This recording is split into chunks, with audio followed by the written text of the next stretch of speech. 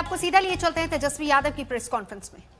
सबसे पहले मैं बड़ा विनम्रता से हाथ जोड़ करके नतमस्तक हो करके बिहार की जनता को धन्यवाद देना चाहूँगा। और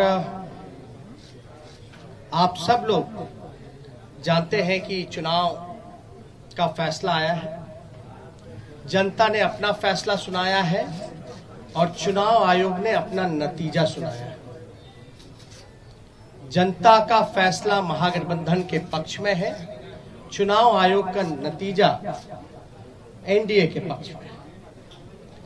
आप सब लोग ये समझ सकते हैं कि जनता का जो जनादेश है और जो नतीजा इलेक्शन कमीशन का है, नतीजे और फैसले का बड़ा अंतर है। फैसला हमारे पक्ष में और नतीजा उनके पक्ष में। ये कोई बिहार में पहली ऐसी कोई घटना नहीं है। 2015 में महागठबंधन जब बना था तो वोट जो है, जनादेश जो है, वो महागठबंधन के पक्ष में था, लेकिन चोर दरवाजे से बीजेपी सरकार में आई, जो कि बीजेपी के जनता का जो आदेश था कि बीजेपी को विपक्ष में रहना। लेकिन बिहार के मुख्यमंत्री लालच में, लोभ में या डर के कारण, या आप कह सकते हैं बीजेपी ने हाईजैक कर लिया। बीजेपी की सरकार रही, कहा जाता है डबल इंजन की सरकार, लेकिन पूरे चुनाव में हम लोगों ने जो सही मुद्दा था, जो जनता का मुद्दा था, चाहे सरकारी नौकरी रोजगार के सवाल पे, गरीबी, भूखमरी, पलायन, मजदूर, किसान, शिक्षा, चिकित्सा, या आप कह सकते हैं नियोजित शिक्षकों की जो समान काम समान वेतन या स्वयं सहायता समूह के मानदेय की बात रही हो, नौकरी की बात रही हो, उसको लेकर के हम लोग बड़े सकारात्मक रूप से हम लोगों ने मुद्दा बनाया। और मुझे खुशी है कि जनता ने हम लोगों का साथ दिया और उस मुद्दे पे चर्चा हुई। और मैं अभी भी कहना चाहता हूं कि देश का, बिहार का ही नहीं बल्कि देश का युवा, मजदूर, किसान, स्वयं सहायता समूह, जीविका दीदी हो, आंगनबाड़ी हो, आशा वर्कर हो, विकास मित्र हो, नियोजित शिक्षक हो, जो हमारे श्रमवीर रहे हो, आज सब लोगों में आक्रोश है। आक्रोश इस बात का, धन बल छल, धन बल छल। एक तरफ देश के प्रधानमंत्री, बहुत ही शक्तिशाली प्रधानमंत्री, और एक बिहार के मुख्यमंत्री, तमाम पूंजीपति एक तरफ रहे, जोड़ भाग गुना सब कुछ करने के बावजूद भी इस 31 साल के नौजवान को रोकने में नाकाम रहे। तब जाकर के जो बीजेपी का जो प्रकोष्ठ है, आप प्रकोष्ठ भली भांति समझ सकते हैं कि बीजेपी का प्रकोष्ठ कौन है। बीजेपी के प्रकोष्ठ ने जोड़ भाग गुना सब कुछ किया, फिर भी राष्ट्रीय जनता दल को सिंगल लार्जेस्ट पार्टी होने से रोक नहीं पाई। और महागठबंधन के सभी साथियों एकजुट होकर के हम लोगों ने मुद्दे के चुनाव पर हम लोग चुनाव लड़ने का काम किया। और आप जानते हैं कि ये मुद्दा, कुछ लोगों ने असमर्थता जताई कि नौकरी नहीं दी जा सकती, जो कि डबल इंजन का चेहरा है।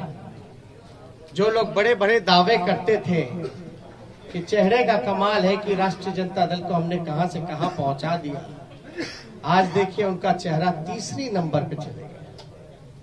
तीसरी नंबर पर नीतीश कुमार जी, साफ तौर पे ये समझ लें, भाजपा के लोग साफ तौर पे ये समझ लें, ये जो जनादेश है ये बदलाव का जनादेश है।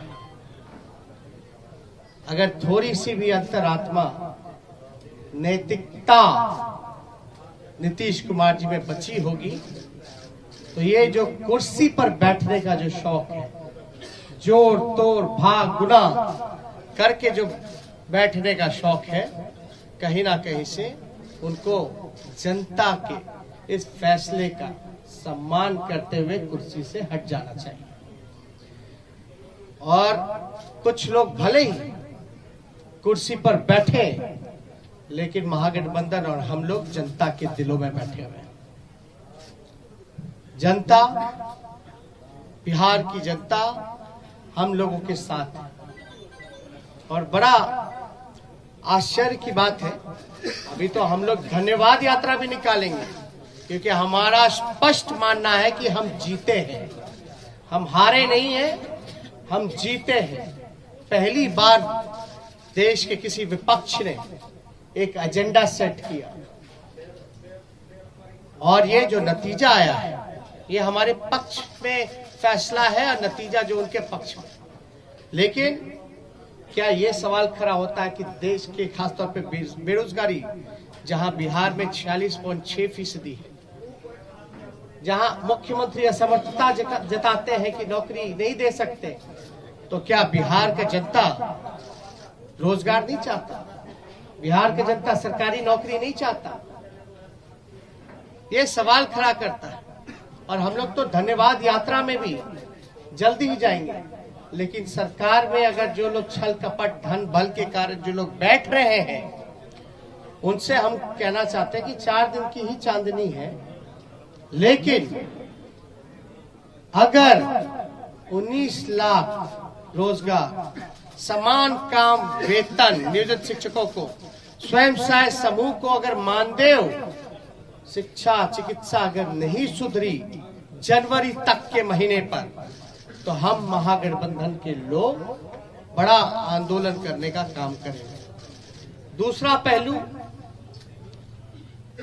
कुछ लोग बड़ा कहेंगे कि हार गए तो लोग रो रहे। नहीं,